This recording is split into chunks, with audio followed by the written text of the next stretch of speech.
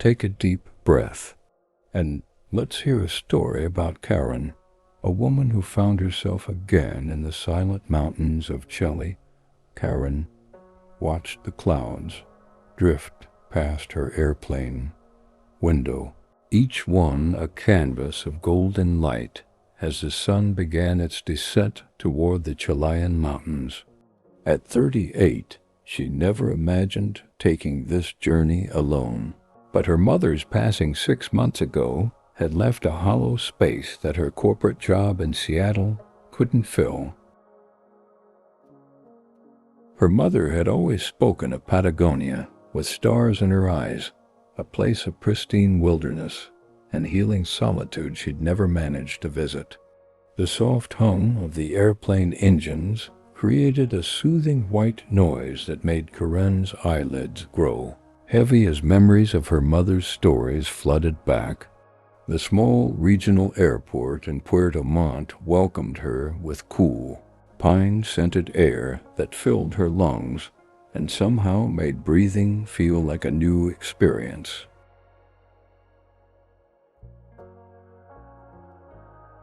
Karen collected her single suitcase.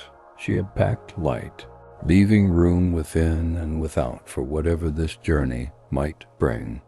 A kind-eyed older man named Philippe arranged through her guest house, waited with a hand-painted sign bearing her name, his weathered face crinkling into a genuine smile as she approached. "Benvenida a Chile, Signora," he said warmly, taking her bag with gentle insistence despite her protests.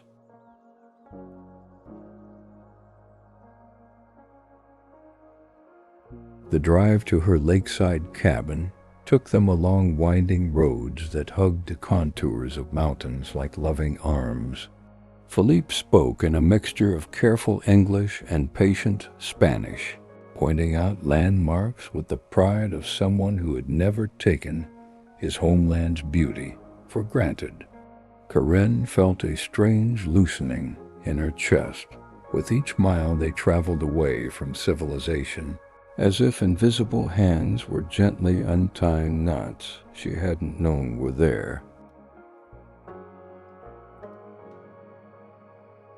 The late afternoon light painted everything in honey gold hues, transforming ordinary trees and rocks into treasures. Her cabin sat nestled among fragrant cypress trees on the shore of Lake Lanquihue, its wooden structure blending harmoniously with the natural surroundings as if it had grown there.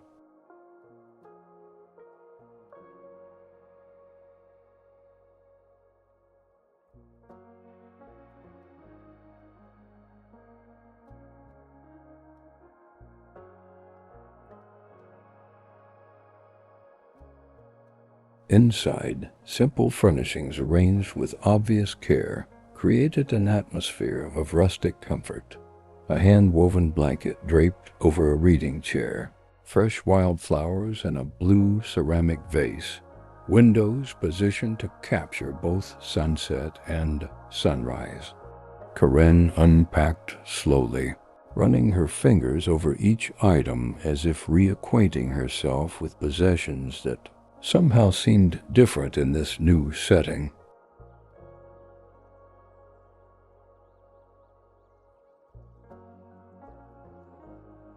After settling in, Karen stepped onto the small deck overlooking the water, wrapping her mother's knitted shawl around her shoulders against the evening chill.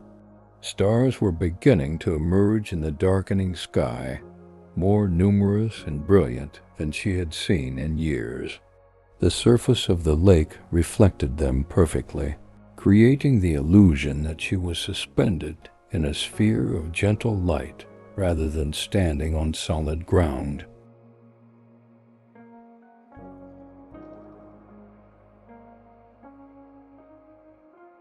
A loon called somewhere in the distance, its haunting cry echoing across the water before fading into silence. The next morning, Karen woke to golden light filtering through gauzy curtains and the distant sound of birds greeting the day with enthusiastic song. She prepared a simple breakfast of local bread, honey, and tea, savoring each bite with an attention she rarely gave to meals at home.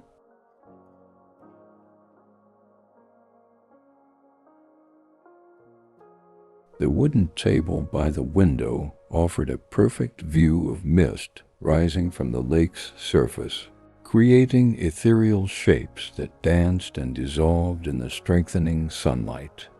Corinne found herself smiling without realizing it, a small but significant shift from the mechanical expressions she'd worn for months. In the nearby village of Puerto Varas, Corinne wandered cobblestone streets lined with German-influenced architecture, a reminder of the area's unique cultural heritage. Local artisans displayed handcrafted goods in open-air stalls, woven textiles in rich natural dyes, carved wooden figures polished to a soft glow silver jewelry, incorporating local stones. An elderly woman with silver braids and hands marked by decades of work beckoned Corinne to her stall with a gentle wave. Corinne approached, drawn by something in the woman's kind, knowing eyes. "You carry sadness," the woman said simply, her accent thick but her English clear. "But Chile, she is good medicine for heavy hearts." She selected a small carved bird from her display, a barn swallow in mid-flight, its wings swept back in joyful motion. The wood was warm to the touch, smooth from careful sanding and polishing, the grain following the bird's flight lines as if nature itself had designed it for this purpose. "Golondrina swallow," the woman explained, folding Corinne's fingers around it. "They always find their way home, no matter how far they travel." Corinne felt unexpected tears spring to her eyes at the simple kindness, at how accurately this stranger had read her state of being. She tried to pay, but the woman shook her head firmly, patting Corinne's hand with weathered fingers. "A gift," she insisted, "from Chile to you." The wooden swallow seemed to gain weight in Corinne's pocket throughout the day, a tangible reminder of connection in a place where she knew no one.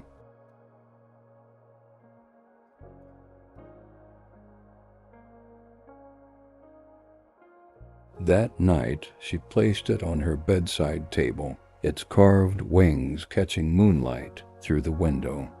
The days began to take on a gentle rhythm, each one starting with quiet moments of contemplation on the deck with a steaming mug of yerba mate, the traditional South American herbal tea.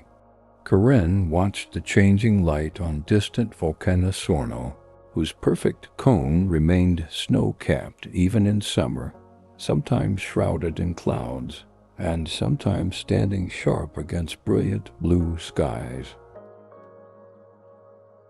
Birds became familiar visitors, rufous-tailed plant cutters, austral thrushes, Chilean flickers, their calls a natural soundtrack to her days. She began to identify them by sound before sight, an ability that would have surprised her former city-dwelling self. Corinne's phone remained off most of the time, tucked away in a drawer like a relic from another life.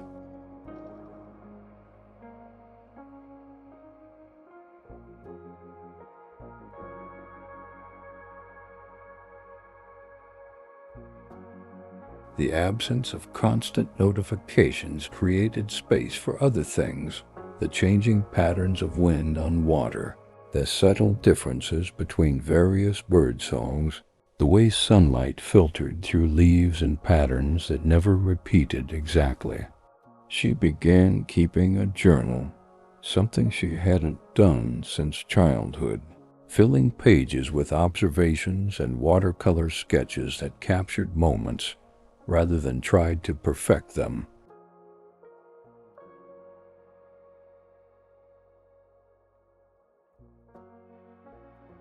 Her handwriting, usually rushed and tight, gradually became more flowing, spreading across the page with newfound freedom. During her second week, Karen met Maria, a local guide who specialized in nature walks focusing on mindfulness and local ecology. Maria moved through the forest like someone returning home, pointing out tiny flowers that would have gone unnoticed, identifying medicinal plants used for generations, stopping often to simply listen to the environment. Most people visit Chile to see the big things, mountains, glaciers, valleys, Maria explained as they paused by a stream so clear it seemed almost invisible. But happiness lives in the small things, the ones that ask us to slow down and pay attention. Corinne found herself nodding, understanding this truth in a way that went beyond intellectual agreement.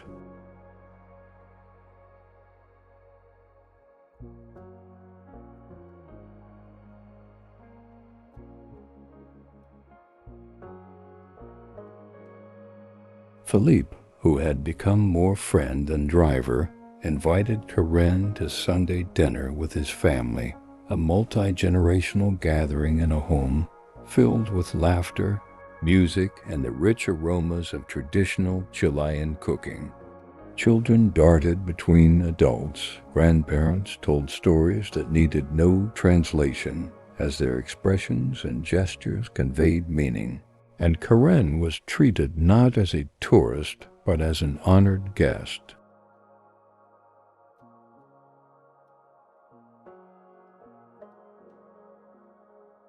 Felipe's wife, Elena, insisted on teaching Corinne to make sopapilas, traditional pumpkin fritters, guiding her hands through the motions of patting and shaping the dough with maternal patience. The simple act of creating food alongside others filled a void Corinne hadn't fully acknowledged.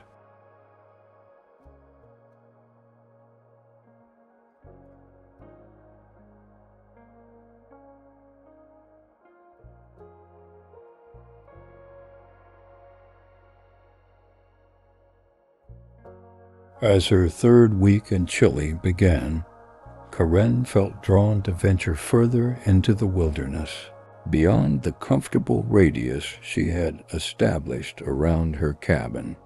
She signed up for a guided trek along part of the famous W Circuit in Tours-Île-Payne National Park, a challenging multi-day hike that would test both her physical stamina and her growing comfort with solitude.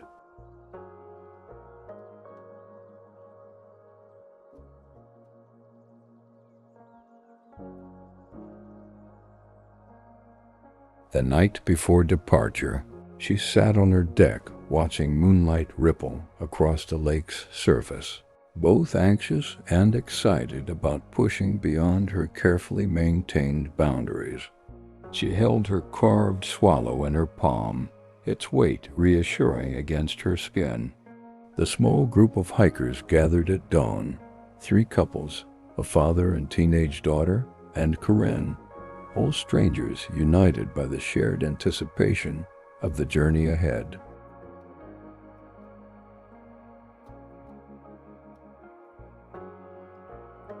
Their guide, Gabriel, had the quiet confidence of someone who had spent his life in these mountains, his weathered face creased with laugh lines that spoke of joy found in wild places. Corinne felt a momentary pang of loneliness as the others paired off naturally, but it dissolved as Gabriel began describing the day's route, his passion for the landscape infectious. "The mountains do not care if you come alone or with others," he said with a knowing glance toward Corinne.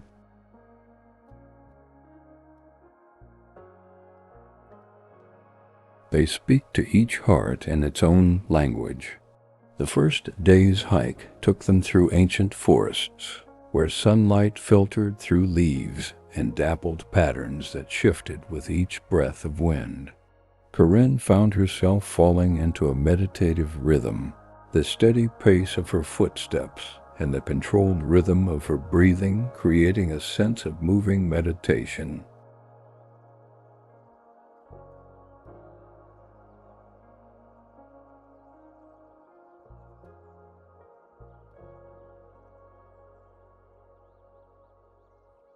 Conversation among the group flowed naturally, then faded into comfortable silence, each person gradually turning inward as the trail demanded more attention and the landscape invited contemplation.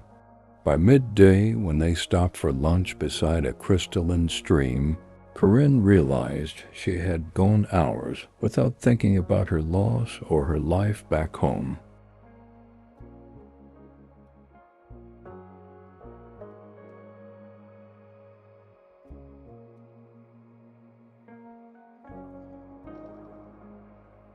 That evening, as they made camp in a sheltered valley with towering peaks on 3 sides, Gabriel encouraged them to find private spots to sit and simply observe as daylight faded into dusk. Corinne found a smooth boulder overlooking a small alpine meadow dotted with tiny white and yellow flowers that seemed to glow in the diminishing light.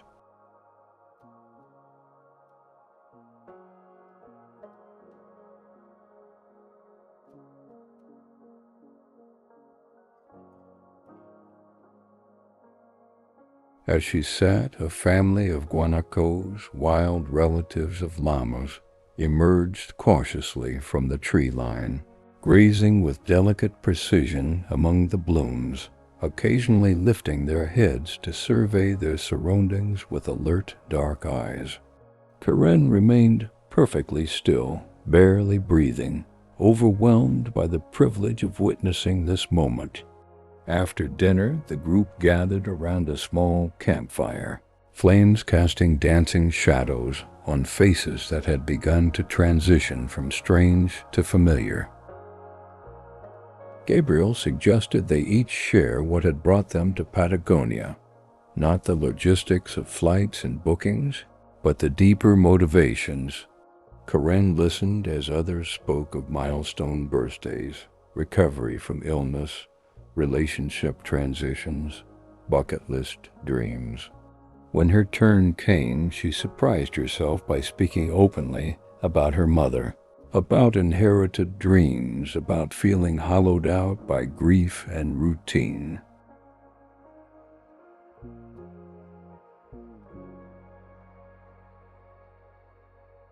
The words flowed easily in this circle of compassionate strangers. Beneath stars so numerous, they seemed like spilled salt across black velvet.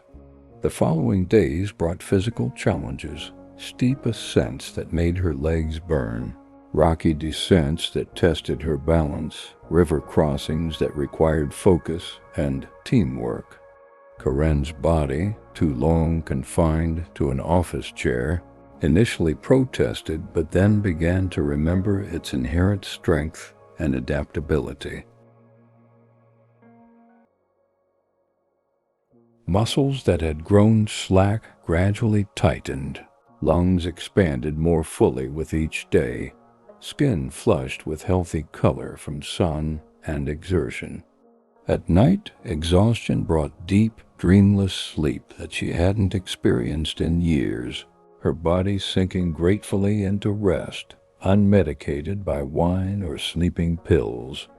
On the 4th morning, they rose before dawn to reach a viewpoint for sunrise.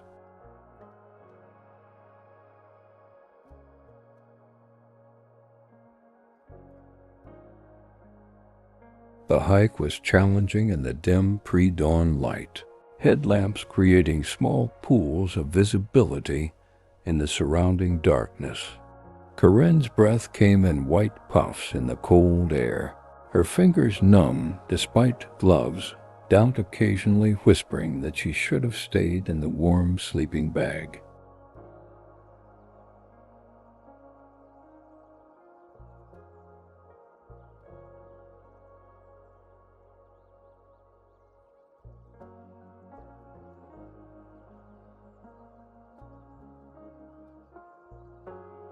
Just as the sky began to lighten imperceptibly at the edges, they reached their destination, a rocky outcropping with an unobstructed view of the famous Taurus, 3 massive granite peaks that defined the park. Gabriel motioned for silence, and they waited. What followed was a transformation so gradual yet absolute that it seemed both endless and instantaneous.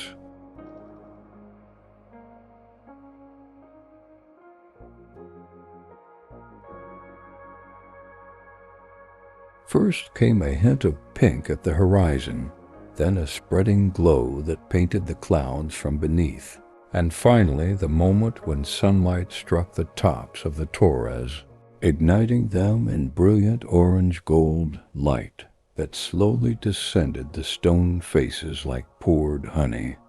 The group stood transfixed, witnessing color and light reshape the world minute by minute. Corinne felt tears freeze on her cheeks, moved beyond words by beauty, so intense it was almost painful. In that moment, she understood why her mother had dreamed of this place. It demanded complete presence, allowing no space for the distractions that often diluted life's most profound experiences. That evening, as they made their way back toward base camp, an unexpected storm darkened the sky with astonishing speed. Within minutes, rain began to fall in heavy sheets, turning the trail into slippery mud and reducing visibility to mere feet.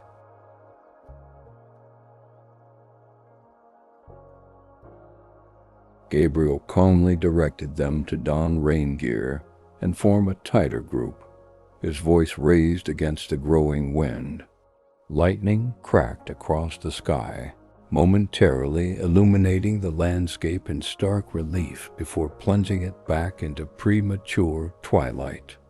Corinne felt fear rise in her throat. The mountain suddenly transformed from sanctuary to potential threat.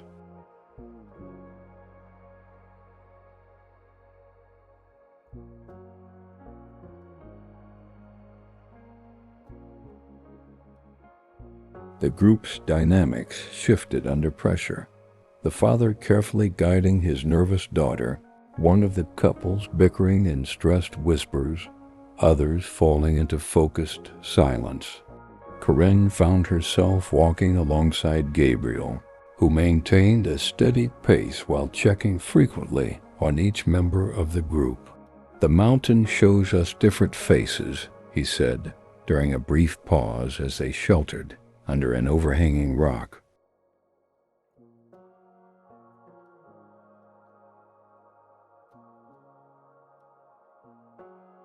"Some people only want to see the beautiful one, but there is wisdom in knowing all its moods." Corinne nodded, understanding that this moment was as authentic an experience of Patagonia as the sunrise had been. After what seemed like hours but was perhaps only 40 minutes, they reached an emergency shelter, a simple wooden structure with a tin roof where the sound of rain created a deafening but oddly comforting percussion.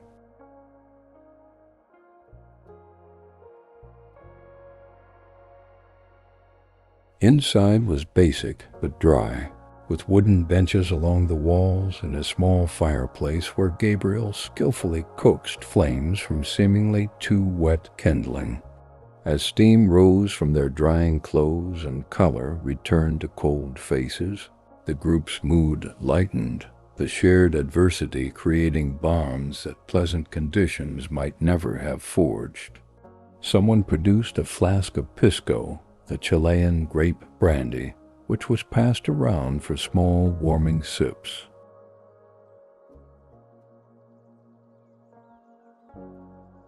Corinne found herself seated beside Sophia, the teenage girl who had been so quiet throughout most of the trip.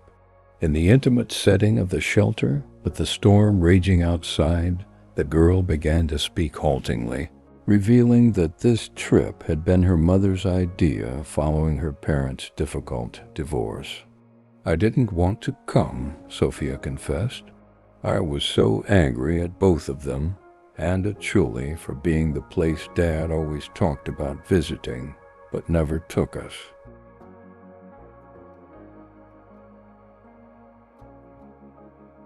Corinne listened, recognizing in this girl's pain a mirror of her own complicated grief. The anger tangled with love, the sense of being robbed of shared experiences, the reluctant healing that came from fulfilling dreams that weren't originally one's own.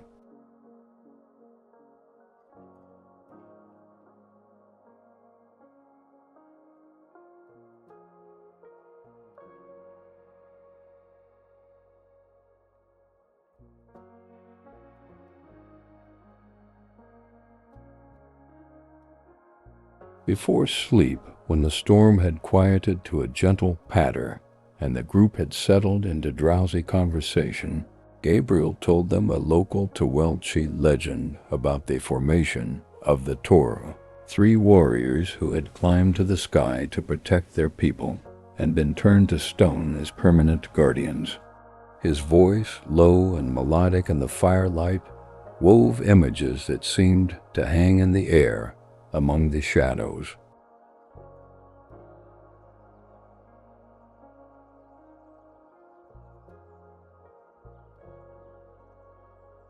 Corinne closed her eyes, letting the story wash over her, no longer an outsider observing Chilean culture, but a participant in its living traditions.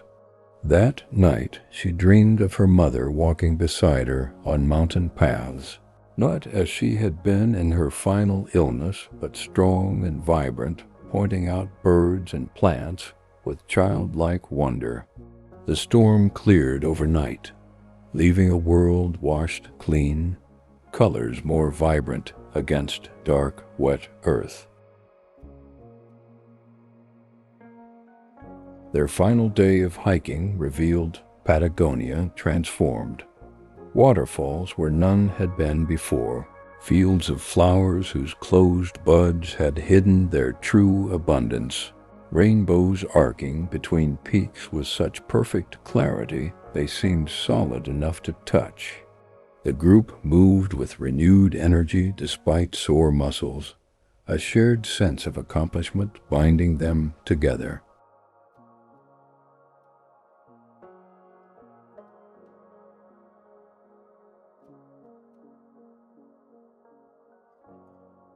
Corinne found herself in easy conversation with everyone. The artificial barriers of nationality, age, and life circumstance dissolved by shared experience. At the conclusion of the trek, as they returned to civilization with mud-caked boots and sun-kissed faces, the group exchanged contact information with genuine intentions to stay connected.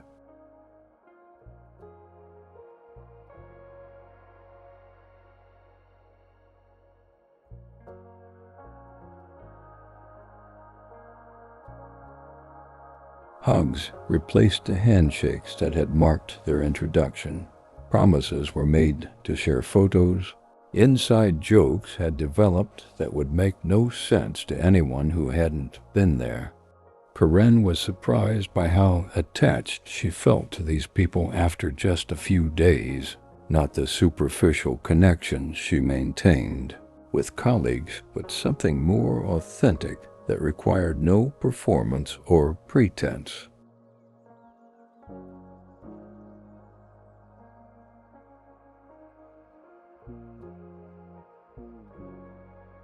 As they parted ways, Sophia pressed a small braided friendship bracelet into Corinne's hand, whispered, "Thank you for listening," and hurried after her father before Corinne could respond.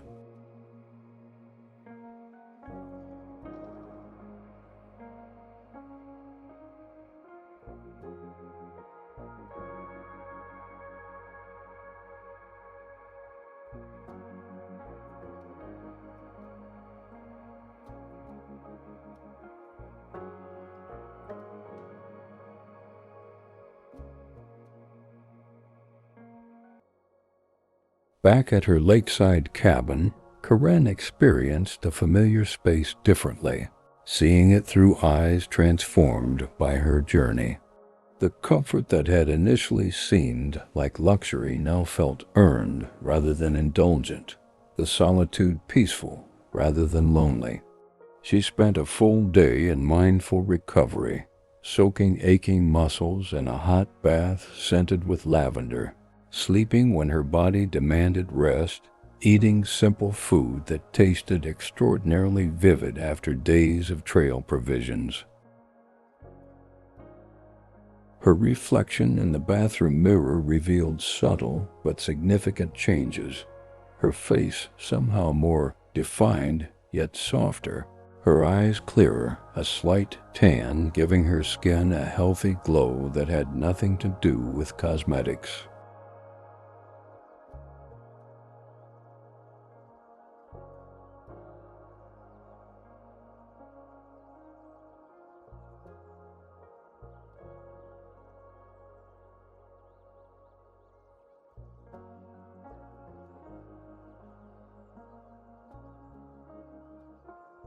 Karen established new rituals for her remaining time in Chile, morning walks along the lakeshore collecting interesting stones and driftwood, afternoons spent reading books she'd brought but hadn't touched until now, evenings watching the interplay of light and shadow as the sun set behind volcanic peaks.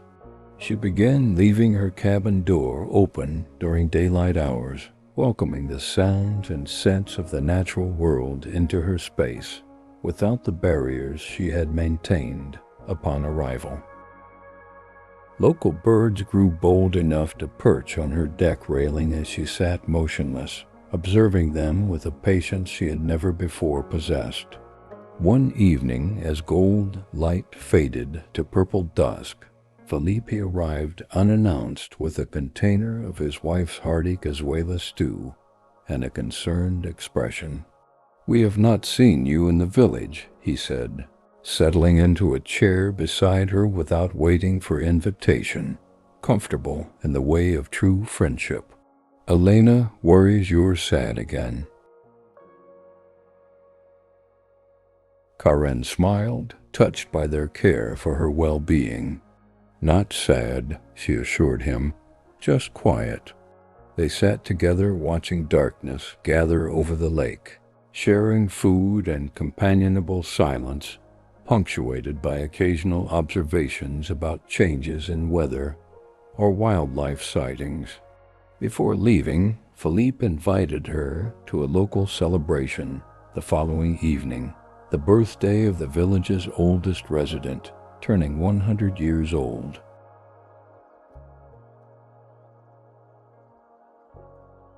The celebration transformed the village square into a wonderland of paper lanterns, live music and tables laden with food and drink. Children darted between adults with sparklers that traced light paths through the gathering darkness. Elderly couples danced with the unself-conscious grace of those who have moved together for decades, and strangers welcomed Karen with easy inclusivity.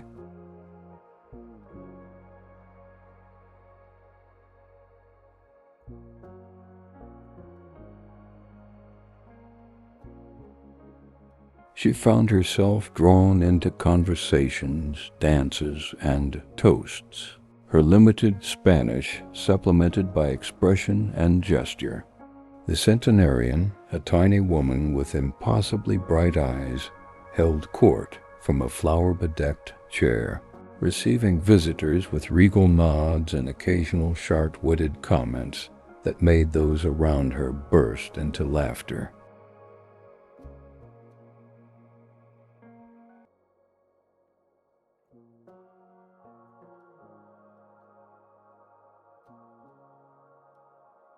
When it was Karen's turn to greet the guest of honor, she approached with a small gift, a watercolor sketch she had made of the village church with its distinctive blue roof. The old woman studied it carefully, then studied Karen with equal intensity, her gaze sharp despite her years. "You are different now," she said in surprisingly clear English, gesturing for Karen to come closer. "When you arrived, you carried your grief like a shield.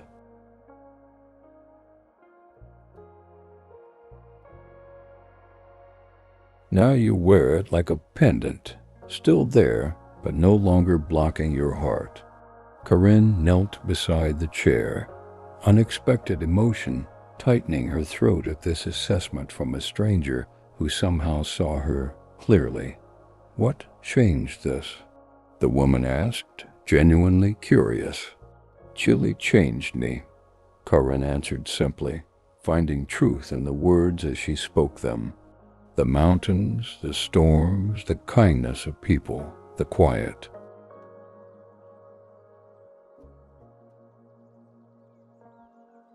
The centenarian nodded as if this was precisely the answer she had expected, then reached out with paper-thin fingers to touch Corinne's cheek in a gesture so tender it triggered memoirs of her mother's touch. "We have a saying here," the old woman said, "El dolor es el precio que pagamos por el amor." Pain is the price we pay for love. Not a punishment, but a fair exchange for having loved deeply. She pressed Corinne's hand between both of hers. "A good bargain, yes?" Corinne nodded, tears spilling despite her smile. "The best bargain," she agreed. The celebration continued long into the night, but Corinne carried that moment with her as she moved through the crowd, occasionally catching the old woman's eye across the square and receiving a knowing nod in return.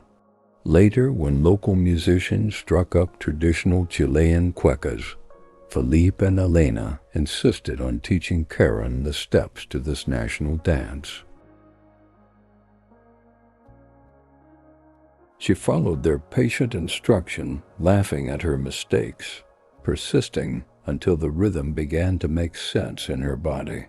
Other villagers joined in, forming an impromptu dance circle with Karen and her friends at the center, clapping and calling encouragement. For the first time in longer than she could remember, Karen felt joyfully, completely present, not planning the next moment or reviewing the last, but fully inhabiting the now.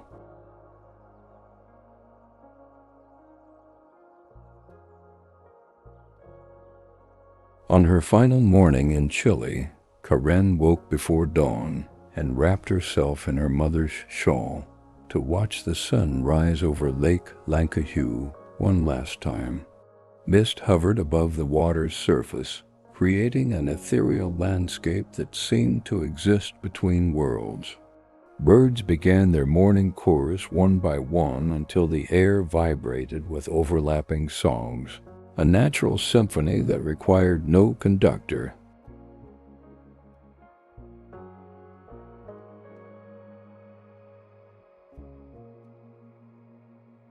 Karen breathed deeply, filling her lungs with pine-scented air, committing to memory the particular quality of light, the texture of weathered wood beneath her bare feet, the distant silhouette of Volcano Osorno emerging from night's shadows. As she packed, Karen found herself leaving certain things behind. Clothes she no longer needed, books for Felipe's grandchildren, art supplies for Maria to use with other travelers.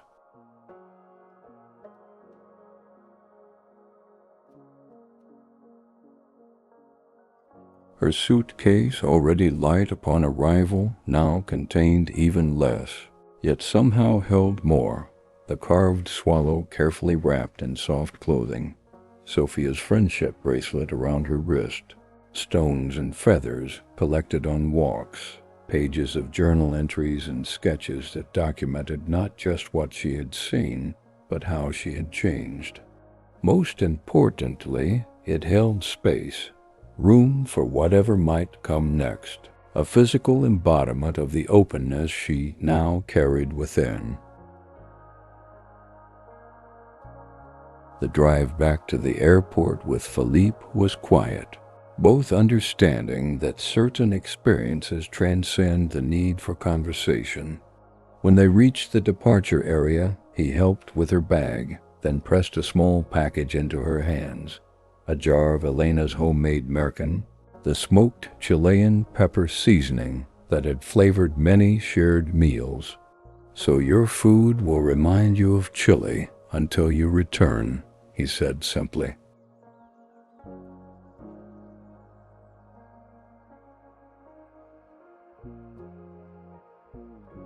Corinne hugged him tightly, no longer bothered by the tears that came easily now, recognizing them as expressions of connection rather than sadness. "Not if, but when I return," she corrected gently. Philippe nodded, satisfied. "Your mother would be proud," he said, "of the daughter who completed her journey."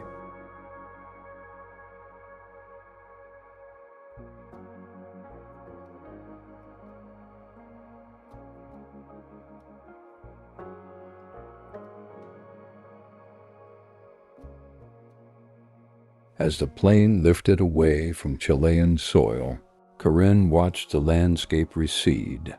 Mountains that had challenged her, lakes that had soothed her, forests that had sheltered her, gradually transformed into miniature versions of themselves before disappearing into cloud cover.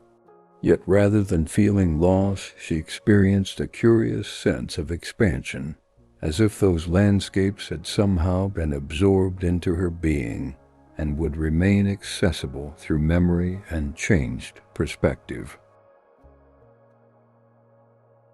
She placed her hand over her heart, feeling its steady rhythm, imagining her mother doing the same at the end of her own journeys. For the first time, the gesture felt like connection rather than absence. Corinne returned to Seattle a different woman than the one who had left, not miraculously healed or permanently euphoric, but fundamentally altered in ways both subtle and profound.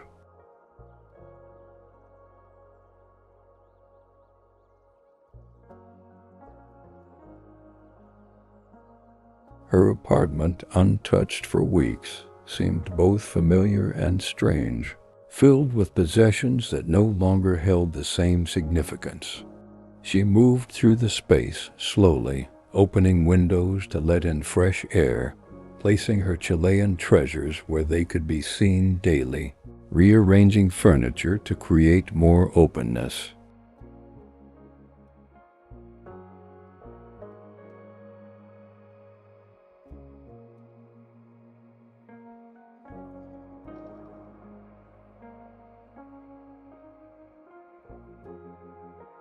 That night she slept dreamlessly, her body still operating on Chilean time, her mind peaceful in the knowledge that time zones were artificial constructs that could not separate her from what she had experienced. In the days that followed, Corinne made deliberate choices about reintegrating into her former life. She returned to work but negotiated a 4-day schedule that allowed for weekly nature excursions.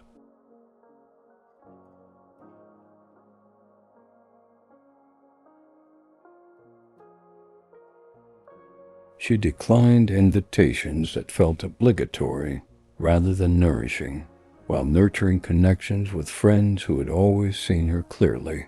She transformed her balcony into a miniature sanctuary with potted native plants, comfortable seating, and wind chimes that reminded her of Chilean birdsong.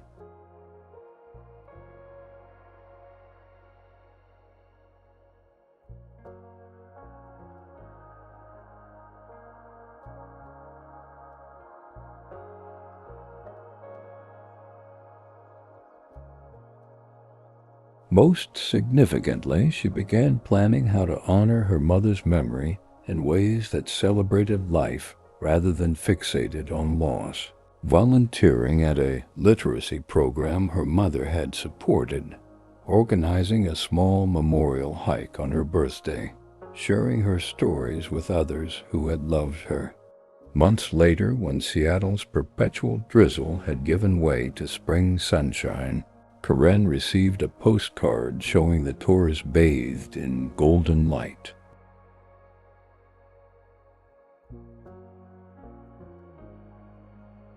The message, written in Felipe's careful hand, informed her that the old woman from the celebration had passed peacefully in her sleep, leaving instructions that certain visitors should be notified. "She remembered you," Felipe wrote, "said you understood something important about living with grief." The news brought sadness, but not despair. Karen lit a candle on her balcony that evening, offering silent gratitude for the wisdom shared by a woman whose name she had never even learned. In that moment, she felt connected to an unbroken chain of human experience, loving, losing, remembering, continuing, that transcended distance, language, and even death. The wooden swallow now sat on Karen's desk at work, a quiet reminder of flight and freedom when meetings ran long or stress mounted. Colleagues noticed other changes too: her increased comfort with silence, her more attentive listening, her tendency to question whether urgent matters were truly important. Some attributed the shift to her time away, others to the natural process of grieving. But Karen understood the transformation was both simpler and more complex. Chile had taught her to be fully present in her life, to recognize beauty in ordinary moments, to understand that pain and joy could coexist without diminishing each other. And perhaps most importantly, she had learned that sometimes the greatest distances traveled are measured not in miles but in perspective.